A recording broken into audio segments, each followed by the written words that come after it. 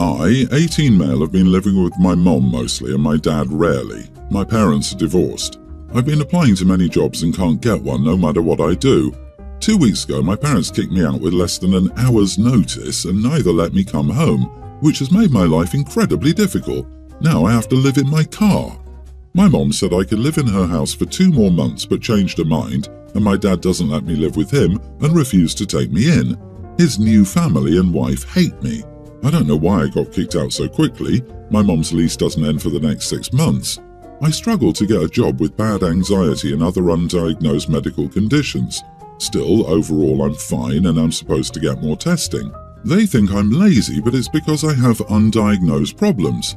I've gone to 10 interviews, applied to 50 jobs and have a decent resume. None have been accepted. Back to the main story. My family is having lunch for Father's Day at my grandma's house on Sunday and I refuse to go because my parents just kicked me out and criticized everything I do. And I can't even afford food, let alone over 30 miles in gas to get to my grandma's. I feel I may be an idiot because my parents and grandma claim that my parents care about me and she said that everyone will miss my presence. But I'm tired of my parents' antics. Am I the idiot for refusing to spend Father's Day with my family after they kicked me out? Not the idiot. Father's Day is a day when you appreciate fathers for their dedication and hard work for your sake. Your family has to cut you off and has made not just a day or two, but instead your life harder. Why celebrate the people who don't even care about you? You don't owe them anything. Dad can celebrate with his new family. Ugh. Hugs. Also, this is an illegal eviction. If OP needs someplace to stay, he can go home. The police can actually help with this. Parents have to give 30 days notice to vacate and then would need to do a legal eviction. Honey, does your grandma know? Would she care that your mom kicked you out and dad refuses to take you in? It might be possible your parents are trying to save face in front of the family. Also, might be worth trying to get some help from grandma if she's not as bad as your parents. Seconding this, your parents have the nerve to kick you out and expect you to visit with them and play happy family in front of everyone. OP, it's all but certain that your parents have told your grandmother a very self-serving version of events, with the alternative being that they've outright lied. Correct this.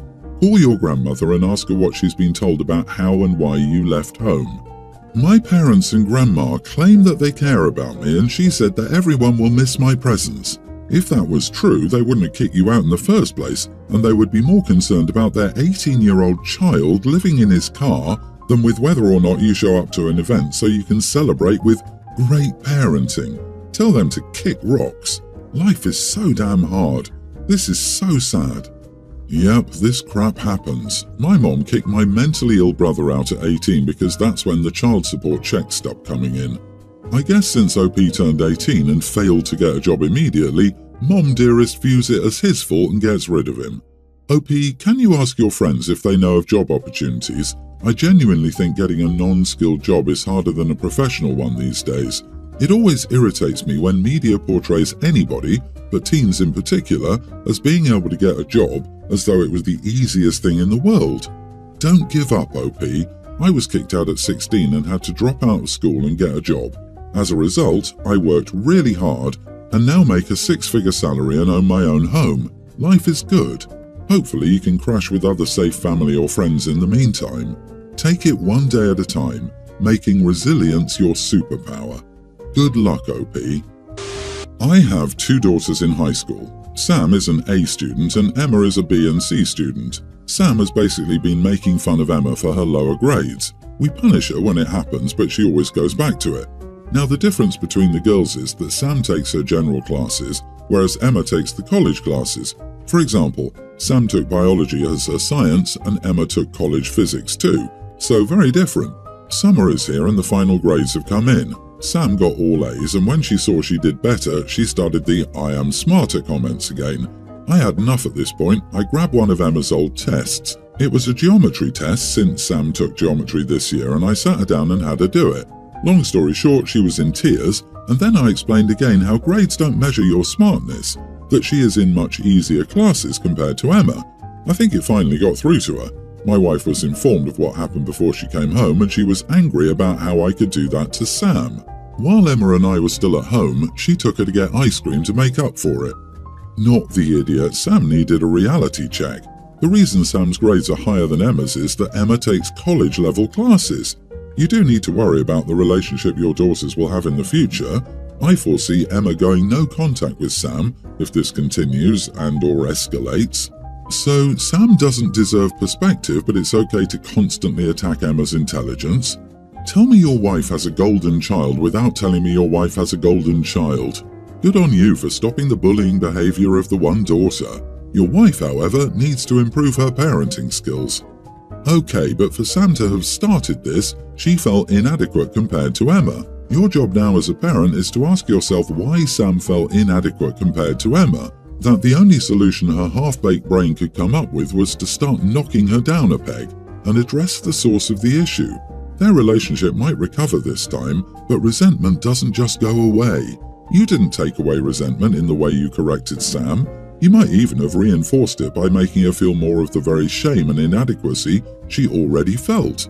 It's likewise your job to prevent all those feelings from getting forwarded to Emma, especially the ones you created. This feels like everyone is taking the easy way out of parenting these kids instead of addressing what's really going on. You are the idiot. You need to do some serious introspection about the dynamic of competition you have established and fostered between your children. Stop making it worse and empower each child to recognize their strengths. Update. For those wondering, we've talked to her multiple times and we've tried to get to the bottom of it. Her answer is she doesn't think it's a big deal. I took Emma to her favorite restaurant and filled in my wife with what happened, not Sam's story.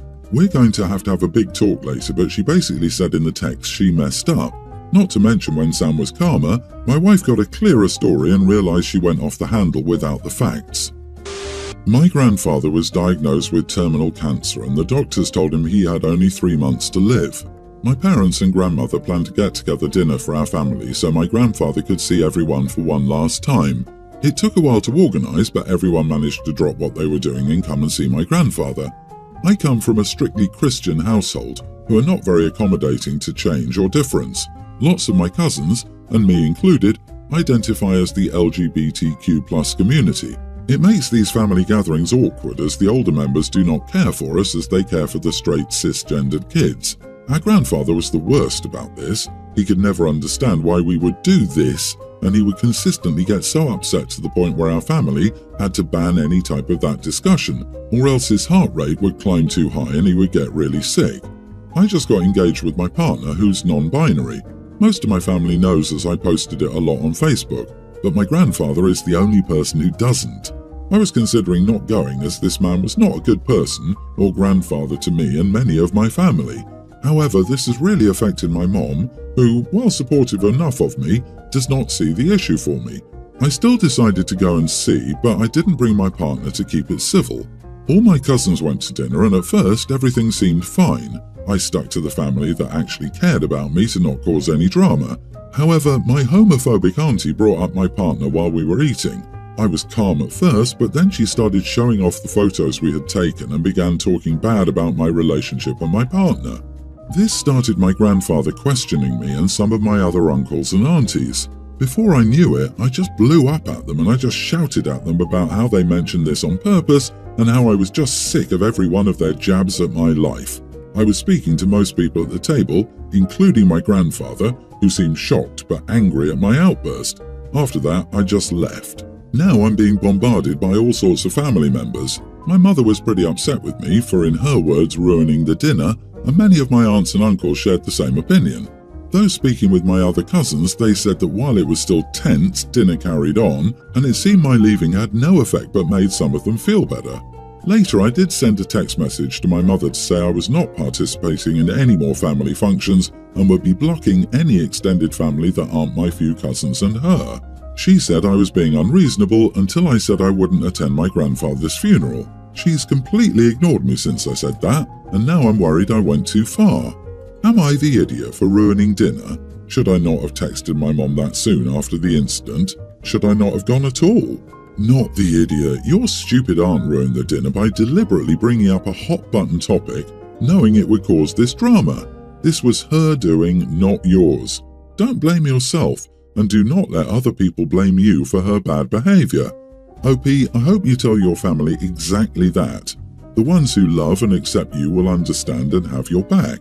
I may not be LGBTQ+ like many others extending their support, but I am an ally and 100% in your corner. Everyone's the idiot here. My response is a bit different here. Everyone could have done better. The aunt was way out of line. The family that jumped in was out of line. The grandfather is definitely going to a bad place if that's his priority in the last months of his life. The mom is grieving already, but she didn't attack OP, so I'm more inclined to give her a little less hate. But OP, you knew this could or most likely would have happened. If your family is bad enough that you were considering never saying goodbye to this bigot, even if it would make you look better and your mom feel better, you know your family is terrible. You could have been prepared a bit more for guaranteed provocation. When your aunt started, the appropriate answer would have been to call her out on how petty and disgusting she is for doing something she knows makes the grandfather more physically sick when everyone has gathered to say goodbye. Instead of taking the spotlight shined on you as a signal to give a performance, you could have stepped off stage. Your aunt won here. She wanted to hurt you and make you look less than others. However, you do need to have a face-to-face with your mother. Whether you attend the funeral or not is up to you, but your mom needs your support, at least emotionally right now. I don't care how old you are or how prepared you think you are, losing a parent is very difficult. My brother's wife Tam always wanted a daughter. She had 2 sons and decided she was done having kids. They signed up for foster to adopt. Tam bonded with a baby girl placed with them, even though everyone warned her there was no guarantee the baby would become eligible for adoption. She did become eligible, and so did her older brother, and my brother and his wife were asked if they would adopt him as well. Tam didn't want to adopt the boy, but my brother was uncomfortable separating siblings. He said it was both or neither because he wouldn't be able to look at the little girl in the eyes if he rejected her brother. Tam was upset, but she agreed to adopt him. Ever since the adoption, Tam has struggled. She says it's similar to postpartum depression. I'm not qualified to say it is or isn't, but I don't believe so. All of her struggles center around her adopted son. She gets upset because he talks to his sister in a language no one in the house knows. She says it's because it gives her anxiety to not know what he's saying, and even when he repeats himself in English, he could be lying about what he said. She also gets frustrated with his pretty innocuous behavior, like he always separates his food and rearranges stuff like shoe racks and toy bins. I think he has autism or OCD and should be evaluated, but she thinks he's doing it to upset her. She insists she treats all the children the same, but that hasn't been my observation. Granted, I'm not around them every day. She gets frustrated with him quickly and doesn't praise him like she does the younger children. Yesterday, I picked the boys up from school because she had to bring the daughter to an appointment. I was supposed to stay for dinner. She was happy and smiling when she got home, but her mood immediately dropped when she saw her oldest. The kids all went to the backyard to play and I helped her start dinner. She told me that the oldest makes her feel like a bad mom because loving him is hard work. I got frustrated with her and told her he doesn't make her feel like a bad mom. She is being a bad mom to him. She started listing all his problems and explaining how she struggled with her mental health. I said those are all excuses and she's not doing right by him. She said it wasn't her fault, and I said she should never have adopted either of those children if she couldn't love them both. She accused me of always disliking her and never really accepting her as a family member because she has a different background. I said she was projecting because that's literally what she's doing to her son. She asked me to leave and I did. My brother is upset with me. He said I set back his wife's mental health and made everything worse so I could feel holier than thou. He might be right. What I said probably won't make anything better. Was I an idiot? Not the idiot. She had the choice, both or neither. If she wasn't prepared to love both, she should never have agreed to take both in. She's denying that boy a loving home and the support he needs because of her imagined narrative. She's an adult. Her mental state did not make her choose to adopt that boy. She needs to be responsible and seek support and help for her mental health issues rather than using it to scapegoat a specific child. She needs to be the adult and the parent she signed up to be. I gotta be honest, the dad is also an idiot here too. He knew his wife and he had to say both or nothing because she was being so selfish. He should have put his foot down and said no because of how his wife was acting. And both of them stole the chance to find a loving family from that boy. She sounds like a narcissistic nightmare. You were only standing up for your nephew. You are being the supportive adult he clearly needs in his life. I worry for the future of the eldest boy and his brothers. Imagine having such a cold mother who says, "It's so hard to love them," even though they've done nothing to justify that comment. People need to stop weaponizing their mental health against the truth. I, 35 female, and my husband, 32, have been trying to have a kid for 5 years, and I recently found out I was pregnant. So far, I'm 25 weeks.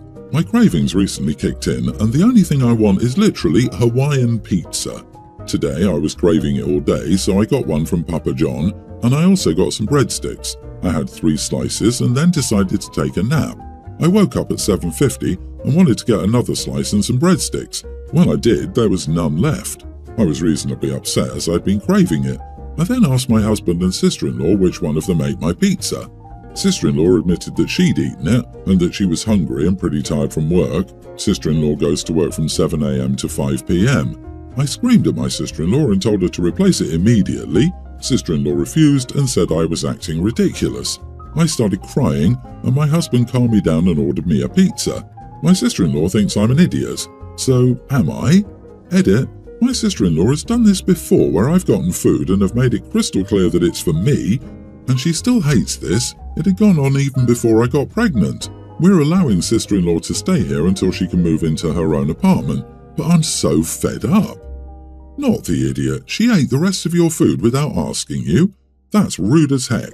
She ate over half a pizza that wasn't hers, and she didn't leave any, and then refused to get you another? Utterly ridiculous. My husband would have prepared sister-in-law's grave if he would have been in this situation. Everyone's the idiot here. It was rude of her to eat your food, but your reaction was just inappropriate. There are few situations where screaming is an appropriate response for an adult. Pregnancy, hormones, yada yada, I get it, but it's still not an excuse to act the fool. You're going to be a mother. Grow up. Apparently you were doing a favour for Sis and letting her stay with them, and Sis has repaid them by taking the food in the past that wasn't hers.